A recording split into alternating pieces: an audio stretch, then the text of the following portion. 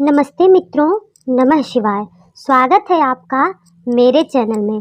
तो आज मैं आपको तुलसी विवाह की संपूर्ण कथा सुनाऊंगी और देव उठनी एकादशी की कथा भी साथ में आप लोग सुनेंगे। तो आइए चलिए देव उठनी एकादशी की कथा सुनते हैं और तुलसी विवाह की कथा। तो सबसे पहले मैं आप लोगों को तुलसी विवाह की संपूर्ण कथा सुनाती हूँ। देव उठनी एकादशी के दिन तुलसी विवाह किया जाता है। मान्यता है कि जो भी व्यक्ति इस दिन अपने घर में तुलसी विवाह करता है उसे इस लोक और परलोक में यश की प्राप्ति होती है। साथ ही उस व्यक्ति पर भगवान विष्णु की विशेष कृपा बनी रहती है। देव उठनी एकादशी के दिन तुलसी विवाह की इस कथा का पाठ करने से पुण्य फल की प्राप्ति होती है। तो आइए चलिए तुलसी विवाह की पौराणिक कथा सुनते हैं। भगवान शिव ने एक बार अपने तेज समुद्र में फेंक दिया, जिससे महातेजस्वी बालक का जन्म हुआ। इस बालक का नाम था जलंधर। जलंधर आगे चलकर एक पराक्रमी दैत्य राजा बना।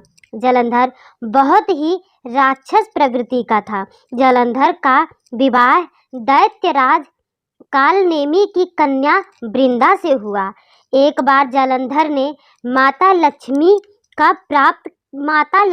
को प्राप्त करने की इच्छा से उनसे युद्ध किया, लेकिन समुद्र से उत्पन्न होने के कारण माता लक्ष्मी ने जालंधर को अपने भाई के रूप में स्वीकार कर लिया। जालंधर जब पराजित हो गया तो वह वहां देवी पार्वती को पाने की लालसा से कैलाश पर्वत पहुंचा।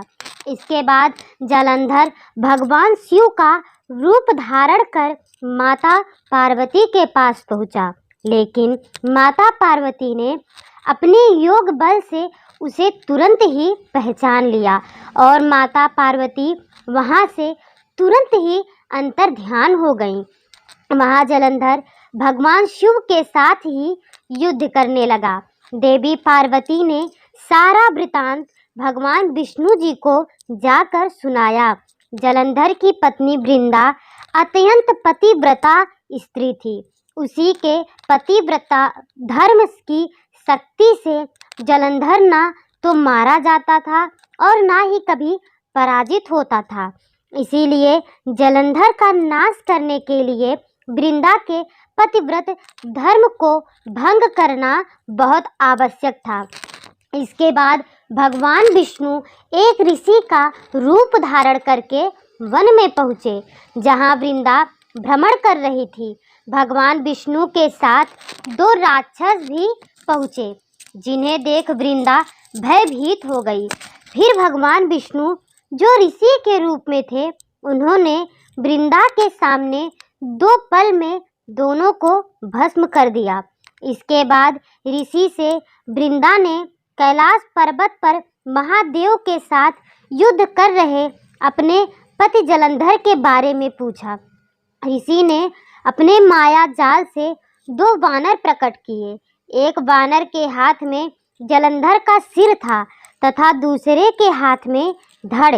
अपने पति की यह दशा देखकर वृंदा मूर्छित होकर गिर पड़ी। जब वृंदा को होश आया तो उसने अपने पति को जीवित करने की विनती की। उसके बाद भगवान ने अपनी माया जाल से जालंधर का सिर धड़ से जोड़ दिया, लेकिन स्वयं भी वह इसी शरीर में प्रवेश कर गए। वृंदा इसके बारे में नहीं जानती थी। उसके पति के शरीर में कोई और प्रवेश कर गया। जालंधर बने भगवान के साथ वृंदा पतिव्रता का व्यवहार करने लगी, जिससे उसका सतीव्रत भंग हो गया। ऐसा होते ही उधर कैलाश पर्वत पर वृंदा का पति जालंधर युद्ध में हार गया। जब वृंदा को पता चला तो उसने क्रोध में आकर भगवान विष्णु को हृदयहीन शिला होने का श्राप दे दिया। अपने भक्त के श्राप को भगवान विष्णु ने स्वीकार किया और शालिग्राम पत्थर बन गए। सृष्टि के पालनकर्ता के पत्थर बन जाने से ब्रह्मांड में असंतुलन की स्थिति हो गई। यह देखकर सभी देवी देवताओं ने वृंदा से प्रार्थना की कि वह भगवान विष्णु को श्राप से मुक्त कर दे। वृंदा ने भगवान विष्णु को श्राप से मुक्त तो कर दिया, लेकिन स्वयं आत्मदाह कर लिया। जहाँ वृंदा भस्म हुई वहाँ तुलसी का पौधा उगा। भगवान विष्णु ने वृंदा से कहा, हे वृंदा, तुम अपने सतीवत के कारण मुझे लक्ष्मी से भी अधिक प्रिय हो गई हो। अब तुम तुलसी के रूप में सदा मेरे साथ रहोगी। तब से हर साल कार्तिक महीने के देवउठनी एकादशी का दिन तुलसी विवाह के रूप में मनाया जाता है। भगवान विष्णु ने वरदान दिया कि जो मनुष्य भी मेरे शालिग्राम रूप के साथ तुलसी विवाह करेगा, उसे लोक और परलोक में विपुल यश की प्राप्ति होगी। इसके अलावा तुलसी जी को वरदान प्राप्त है कि जिस घर में तुलसी रहेंगी वहाँ यम के दूत असमय नहीं आ सकते। मृत्यु के समय जिसके प्राण मंजरी रहित तुलसी और गंगा जल मुख में रखकर निकल जाए, वह पापों से मुक्त होकर वैकुंठ धाम को प्राप्त होता है। जो मनुष्य तुलसी व आंवले की छाया में अपने पितरों का श्राद्ध करता है, उसके पितर मोक्ष को प्राप्त होते हैं। तो यह कहानी यहीं तक। आइए चलिए अब हम लोग देवउठनी एकादशी की कथा का श्रवण करते हैं। देवउठनी एकादशी पर भगवान विष्णु की विधि विधान से पूजा करके उनको जगाया जाता है। इस दिन उनकी प्रिय चीज़ें जैसे सिंगाड़ा, गन्ना, शकरकंदी, मूली और केले के फल का भोग लगाया जाता है। इस दिन भगवान विष्णु बेहद प्रसन्न मुद्रा में होते हैं। विधि विधान से उनकी पूजा करने और व्रत कथा का पाठ करने से आपको देवउठनी एकादशी के व्रत का दुगना फल प्राप्त होता है। आइए जानते हैं देवउठनी एकादशी की व्रत कथा। एकादशी कार्तिक मास के शुक्ल पक्ष की एकादशी को कहते हैं। इस दिन भगवान विष्णु के साथ समस्त देवगण 4 महीने की निद्रा के बाद जागृत होते हैं और सृष्टि का कार्यभार संभालते हैं। इस दिन भगवान विष्णु की विधि विधान से पूजा की जाती है और उनकी प्रिय वस्तुओं का भोग लगाया जाता है। इसके साथ ही पूजा में देवउठनी एकादशी की व्रत का कथा का पाठ भी किया जाता है। इसका पाठ करने से आपको भगवान विष्णु का आशीर्वाद मिलने के साथ आपको व्रत का दुगना फल प्राप्त होता है। तो आइए देवउठनी एकादशी कथा सुनते हैं। एक राजा के राज्य में सभी लोग एकादशी व्रत रखते थे।